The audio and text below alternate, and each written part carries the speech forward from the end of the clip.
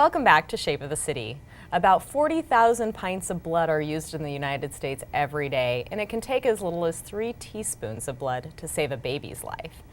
Today, Carrie Lundeen from the Nebraska Community Blood Bank is here to teach us more about the organization and donating blood in our community. Thank you for joining me, Carrie. Thank you for welcoming us. We're happy to be here. Good. Well, we're going to get started by testing my blood type. Is that right? That's right. Okay. I've got my gloves on, so let me just clean up. Do you have a particular preference on finger? Okay. Go for it. Just get this going here then.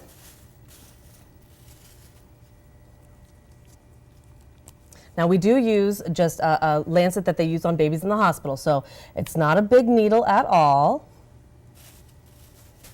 Didn't hurt, if anybody's wondering. Flip you over here, and I just need a few droplets of blood in each of these troughs here. They're labeled A, B, and then the other one is the RH factor, and let us know if you're positive or if you are negative. You want to put a little bit of pressure on there. Over here is a Band-Aid for you. Okay. So these are the reagents that we use to determine what the blood type is. And this one's called anti-D. So this one's going to help us determine your plus or your minus, negative or positive. This is anti-A. And basically, if your blood has A antibodies or if they have B antibodies, it's going to show up in the form of these troughs as trying to get away from that antigen. So it doesn't want to be near the antigen. So we're going to see little specks, or it might look like little bubbles. Sometimes it kind of resembles grains of sand. If nothing shows up in the A or the B though, then we know that you are type O. And same thing for the RH factor. If we start to see separation, then we can tell that you have a positive RH factor. Now, I brought this light here. We're going to set this right on top. Now, I think you can probably clearly see that the A is 100% separating. The B is still very fluid, and sometimes it helps to kind of go back and forth here. And just because I need to have a close look, there's nothing really going on in the B or the RH factor, so you are A negative. That's what I thought. Okay, and that's more of a rare single-digit blood type. Only about 6% of the population actually has an A negative blood type. So something new, something neat to learn about yourself. Yeah, that's very cool. Well, why don't we talk a little bit about the Nebraska Community Blood Bank? Tell me about its mission and its history. So we were founded by the Lancaster medical professionals, and that was back almost 50 years. So we're coming up on a really big milestone. Since then, we became the Community Blood Bank, and then in the most recent years, we are the Nebraska Community Blood Bank. Okay, very good. Now, for those who don't know, explain how blood donations are used, the different uses for them. So every blood donation, a whole blood donation will have red blood cells, they'll have platelets, they'll have plasma. That is always separated out from the lab at the laboratory, and each of those components are then used separately for patients in need to our area hospitals. Anywhere from people who are fighting cancer and going through chemo needing platelets or plasma to traumatic events or accidents where there's red blood cells that needed. Each component really has its own special need for that particular patient. Okay, and then what are the different ways that people can donate? They can donate whole blood. They can donate whole blood, which is all 3 of those components. It's 1 pint that is taken from you. The other one is a double donation, which is we're going to take 2 units of the red blood cells, but we're going to give you back all of your platelets, all your plasma, that fluid. So your body really isn't losing, twice the amount of anything. We're just taking just the red blood cells themselves. And then the third one is to donate platelets. And platelets are they're only good for 5 days, and you can actually donate platelets every 2 weeks. So that's kind of a rapid return around with donations, only because their lifespan doesn't take that long. Okay, okay. Now explain blood typing like we just did here, and what are some of the blood types that are needed most? So I can make an argument for every blood type actually being needed, and really what the most important thing is, what does that patient at the hospital need at that time? A lot of times we hear about the universal donor, which is O negative. There's not very many people who are O negative. Only 7% of the population is O negative, and that blood is a blood type that anybody can use, whether it's preemie babies in the hospitals who don't have enough blood to even blood type. So if they need any sort of blood products, they're going to get O negative.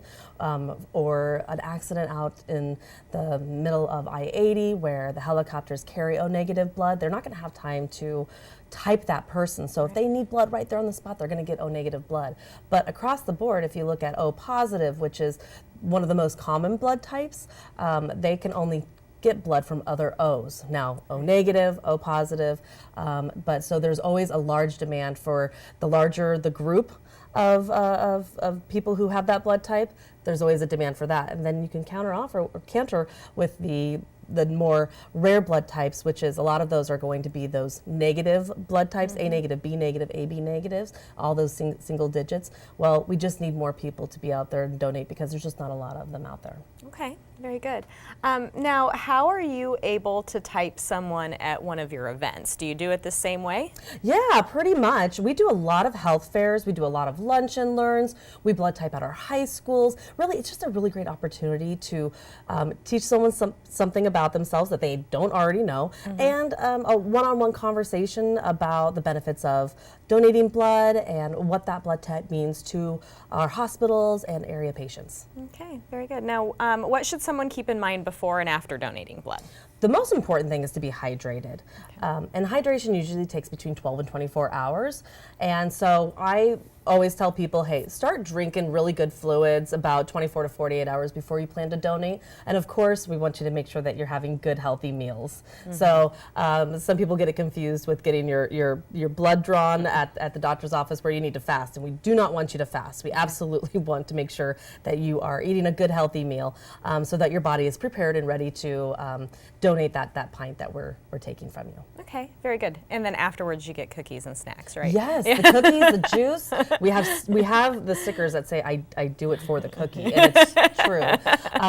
And that cookies and juice, that's there to trick your body into thinking that it didn't lose anything at all. Okay. So it's a really important factor. Some people who maybe are like, oh, I'm not into sweets or whatever, please drink the cookies.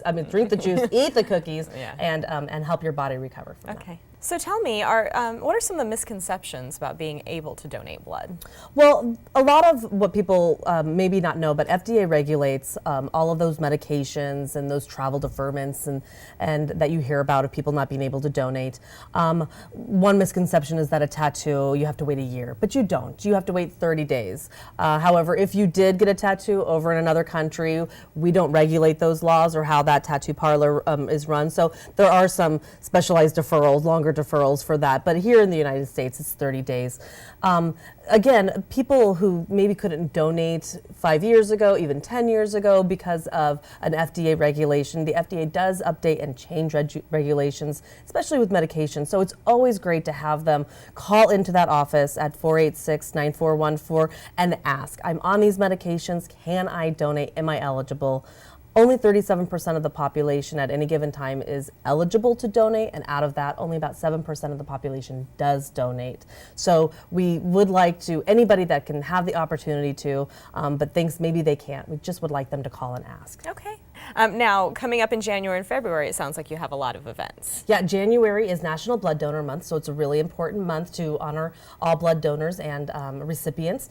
The Broadcasters Unite Blood Drive with 1011 and KFRX is happening in January, right after the New Year's, and that's always a nice big event that brings our broadcast house together and for the public. But anytime that you can go onto our website, we have a calendar of all the open blood drives that happen, and there's usually one every day that somebody can go to if they want to. Okay, and then of course you've got your standing places where people can walk in anytime and absolutely donate. We have three locations, 84th and O, 27th and Fletcher, and 14th and Pine Lake. So those places are available for walk-ins.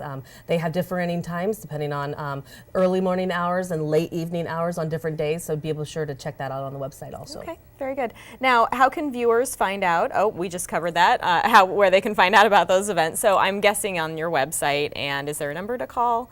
Yeah, if you call our 402 212-486-9414. Our call center people, they have all the information to all the open blood drives, and they can look in your area, in your neighborhood, or whatever most convenient for you. Okay, and your website again? www.ncbb.org. Okay, very good. Well, thank you so much You're for coming welcome. today. Thank This you was for fun. inviting us.